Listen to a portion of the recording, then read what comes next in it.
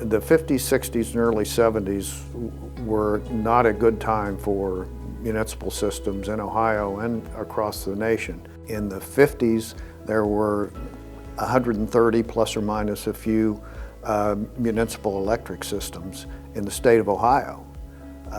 And by the early 70s, that was down to just a few over 80.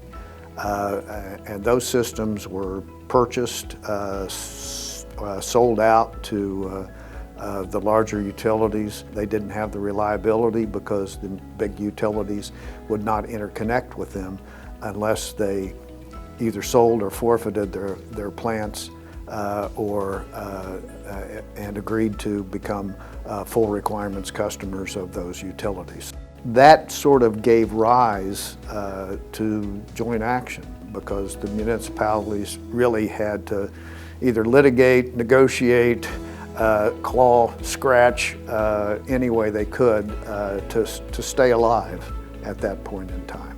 I came to St. Mary's in 1967 when I was Safety Service Director. Bill Lewis was a consultant that we contacted, and with the idea of the fact that St. Mary's should interconnect with someone and be in a position where we would have backup. And Bill at that time said, what you ought to do, you ought to form a power pool. And that became Midwestern Ohio Municipal Power Pool. It was formed. It was not popular with Dayton Power Light. We ended up in Washington before an administrative law judge. And basically, this guy's name was Drexel Journey. And he said, you're just a small group. He basically said, go back to Ohio, have a bigger group, and we'll require the IOUs to provide transmission service and interconnection. And I can remember taking the bylaws of the MUMP group, what we called it, the Midwestern Ohio Municipal Power Pool bylaws. The bylaws were then incorporated into what was AMP Ohio, and it became a reality. And then we remembered what Journey said, so when we put together the group that we asked to incorporate, which was Bill Hillwig from Bowling Green, Hinchy from Columbus, Sievert from Dover, John Engel from Hamilton, and Paul Kaiser from Westerville, they became the incorporators. They were heavy hitters there. They were, much more in tune with the size-wise with the politicians and with the investor-owned utilities. So that was the beginning. One of the things that sort of fell in our lap was the nuclear power. Required a license. The investor-owned utilities wanted to get into nuclear power. Quite frankly, we entertained thoughts of getting into nuclear power. However, the Ohio law and the Constitution didn't allow a municipal electric system to be a partner with an investor-owned utility or any other private entity. So that prevented us from being a partner. But it didn't prevent us from taking issue with the license. Having that antitrust review gave us an opportunity to get involved, to provide evidence to the NRC and the Justice Department about what was going on. And what was going on, I think as I mentioned earlier, there were buyouts going on, refusals to interconnect.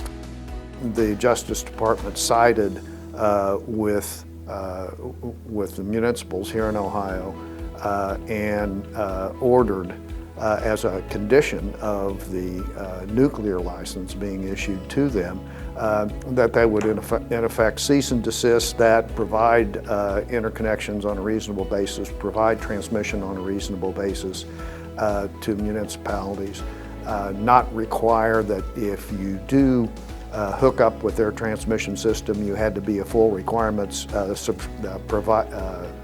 customer of them, so you couldn't buy any electricity anyplace else.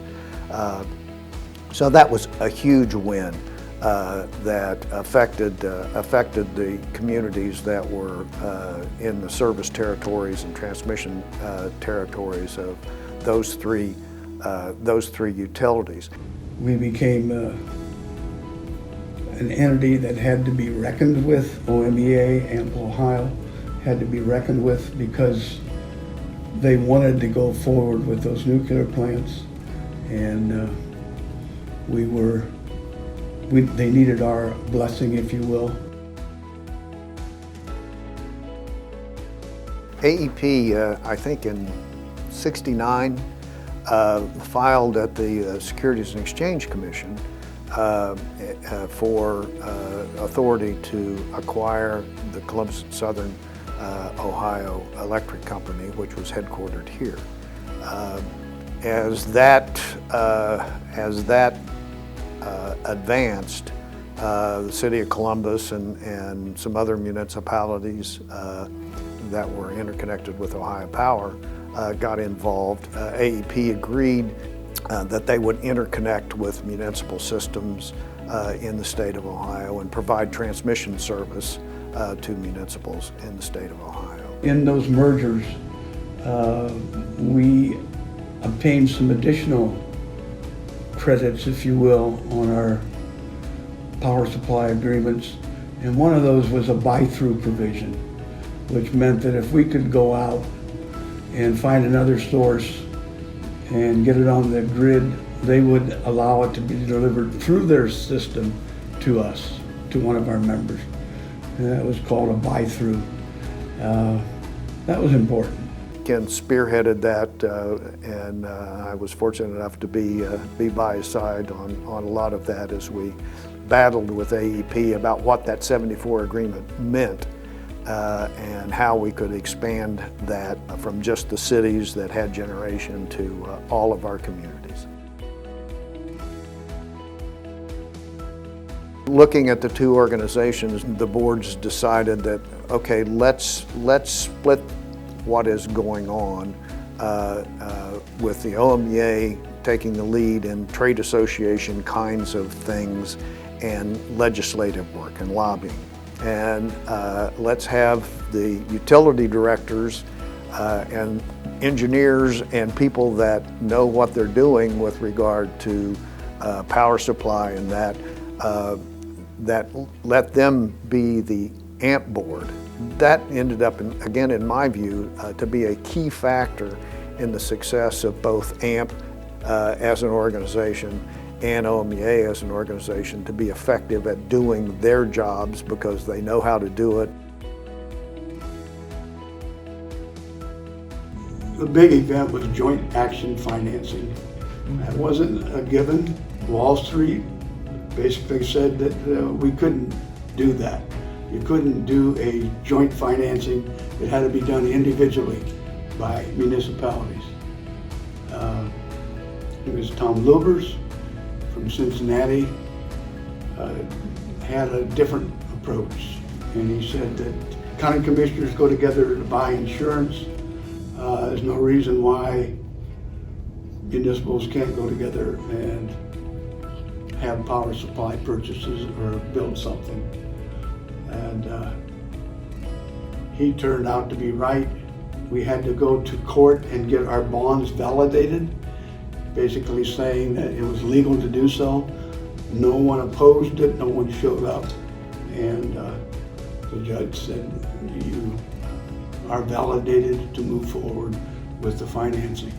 So with that legal opinion and that decision by the court, all of a sudden we had the ability to do joint action financing. And later, much later, AMP Ohio got the ability to do tax-exempt financing on behalf of municipalities. We had been looking at some time then okay, what do we need to do to be able to have AMP issue on behalf of financing? We were able to get IRS letter rulings progressively. There were several of them that allowed then us to issue on behalf of debt. We couldn't do any more joint ventures if we wanted to include the West Virginia folks at the time and others who joined us in other states, because that just wasn't going to work with the joint venture concept as we had structured it for the Ohio municipalities.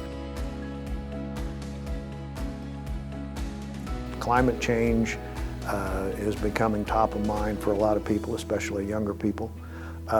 And so there's going to be increases in the amount of electricity use. There's going to be more electric vehicles. There's going to be more and different kinds of clean energy. So those things are happening. Efficiency is still going to be top of mind. Sustainability is going to be top of mind. All of that is going to lead to changes in the electric systems in the United States. Hopefully there's going to be more local control and local kinds of generation. You know, the terrain is littered with entities, private companies, etc., who thought they had it all figured out. So there's no guarantee that you're going to be able to compete in the future. You've got to realize things are changing, recognize change, and don't hold back change. It's been an honor and a privilege to have been part of what these organizations have done, to work with the people that I worked with, people that I've learned from, hopefully people that I've mentored. A special shout out to Dick Gorsuch, who's gone now, but he's up there somewhere, to Ken Hegemann, to Mark Gerken, and for the newest CEO, Jolene, and all of the people that I've worked with. You've done a great job so far, and I know you're going to keep doing a great job in the future. So happy 50-year anniversary, Ann. I want to take this opportunity to mention not only to the board members of the OMEA, board members of AMP, and to the employees, officers, congratulations on a 50th anniversary of what is now AMP.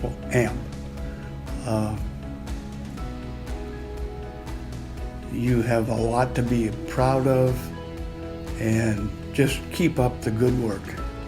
You're doing a good job, and there's many customers out there that are benefiting from your hard work and effort. Keep up the good work, and congratulations on your 50th anniversary.